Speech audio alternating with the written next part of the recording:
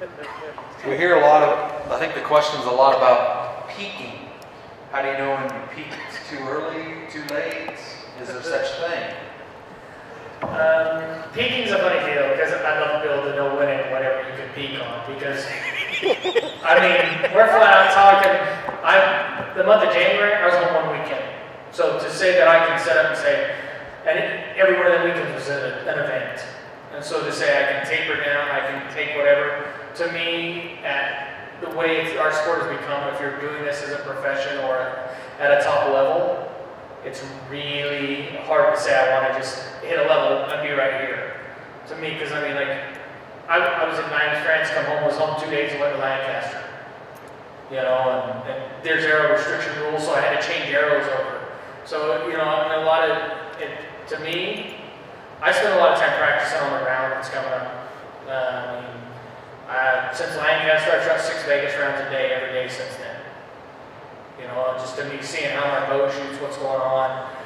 Hopefully that ends up working out good for me, but to me, it's like, I work on what's coming up. And that, to me, helps me be maybe at my best, but I can't say that I'm like peaking, you know. A lot of arrows, yeah.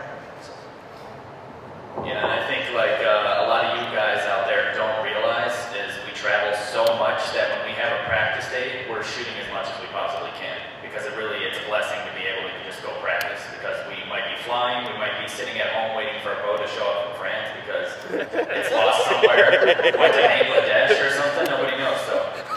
So whenever we have practice, it's a blessing. Now for us, we want to peak at the games or at the trials or something like that. So there is a series of things that you can do. It's called periodization. It's just basically a thing like, say Monday we do it medium heavy, Tuesday we do it even a little bit heavier, Wednesday we do it even a little bit heavier, Thursday super easy, so barely any arrows, and then Friday we do it harder. So it's kind of the same thing. I don't know if any, you know, so say like if you were to take like a drug or something like that, you might get high. If this is normal, it's an easy thing, okay? Just let me explain. So this is your normal level right here, right? If you take a drug, you get high, but when you come down, you crash down below it. Everybody's heard that before, right? Same thing when you work out. If you're working out really hard, shooting a lot of arrows, your level of energy is down. But then as you have an easy day, so you punish your body less, your energy level jumps up way higher than you were before at your neutral normal. So you hear tapering, you were saying tapering. The reason that you taper is to get your level, your potential level of energy or ready available fuel in your body to do what you need to do out here is at a higher level because of how you ride that wave of ups and downs. So not only is there periodization for a day and a week, but also week 1 to week 2. Week 2 is heavier, week 3 is heavier, and then week 4 is super easy, and then week 5 is even harder than week 3. So you ride that wave. You can find information of that online, I'm sure. It's called periodization. So we do use that, and we, you know, because we travel so much, it's more difficult. But then once it comes to crunch time, the games are coming up, or trials are coming up, we stop going to events that don't matter to us, so we can continue to practice.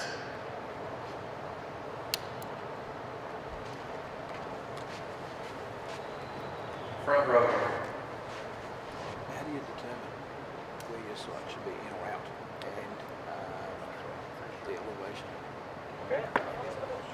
The distance. The question is distance from your peak to your sight. How to determine a proper distance? I set the distance, you know, the extension of my sight. I set it for field of view. I use a 8-power scope. So I set the distance of that for 2 things: how much I can see through the lens and how still that appears to be. The closer the sight is to your bow, the more still it'll be, and the more you can see, and the farther away it is, the less you can see, and the more busy the sight picture will be. So I try to have people set that to a point where it's most comfortable for them and they have a decent field of view, because the more comfortable you are with the hold, the better your shot execution is going to work. Because shot execution, form, and stability are all connected to each other. So if you have a stability issue, then you begin to have a form issue, and then you begin to have a shot execution issue. So if you feed that in a negative way, your shot gets worse. But if you bring the sight in a little closer and make the bow appear to be more steady, you can feed that in a positive way. You become more stable, your form loosens up, your shot execution gets more exact. So that's kind of how that works for me. Mine, I worry about the movement a little bit, but I like a consistent spot, so I put mine, I shoot the short bar and slide all the way out, but also it fits my peak. To me, that way it helps me be more naturally centering and more consistent on that basis. So those are the two things I look at, so. Chuck some stuff. Chuck some stuff. All right, Brady's going to hand out some fine Easton apparel here. Next question, yes sir, here in the blue hat. Is that a question or is that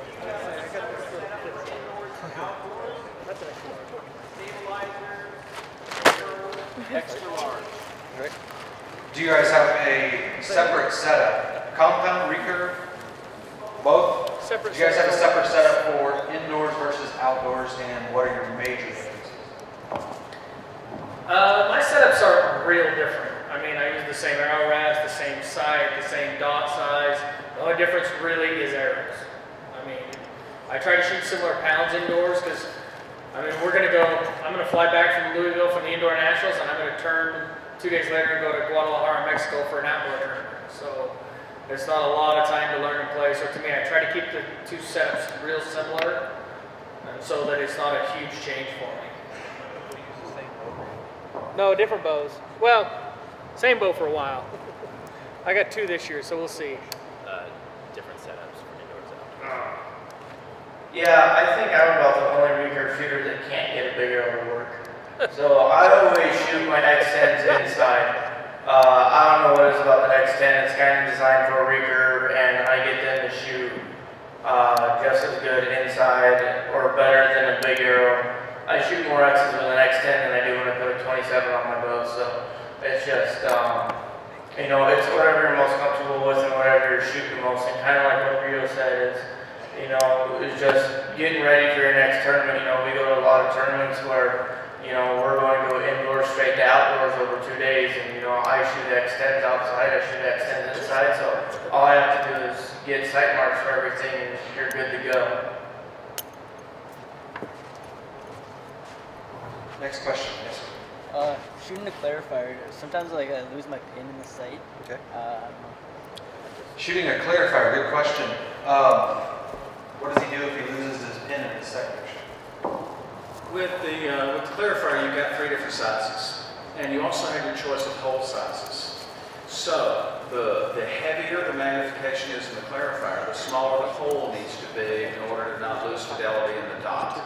So if you have a really big hole and a heavy power, your sight is going to be like binoculars clear, but you're not going to be able to see your dot. So you have to find a happy medium. Typically, I use the yellow. That's the lightest power with a 364 hole. So here in the arena, it's kind of dark-ish, so the 364 hole works great for me, but I can still see a nice sharp edge around my dot. So my dot is in my secondary vision, so I'm looking at the target and I can still see the dot. But if the dot is all blurred out, I can't really be sure that it's where I want to be. So if it's blurry, go down in power first. If it's still blurry, go smaller in hole. So if you're using a big old quarter-sized hole with a lens in it, your dot's going to be blurry. Okay. I'll be honest with you, I don't use a clarifier.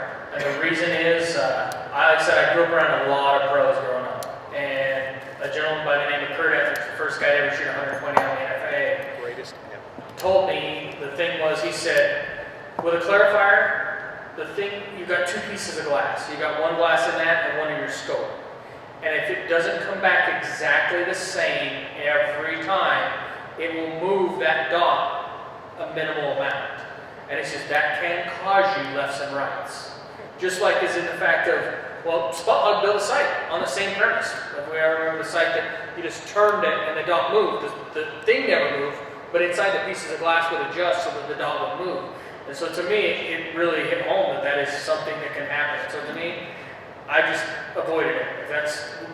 And if you learn my setup, it is the most simple, less things to go wrong that you can ever have. Because, I mean, as much as we all travel outside the country to shoot, you don't find things to fix things.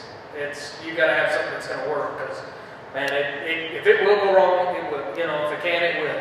And so to me, I like to just keep it simple and as easy as I can. Y'all want to use clarifiers in the recurve? I wish. Yeah. No clarifiers in the recurve. I wish they could have. Yes, sir. That'd be great. Wants a hat.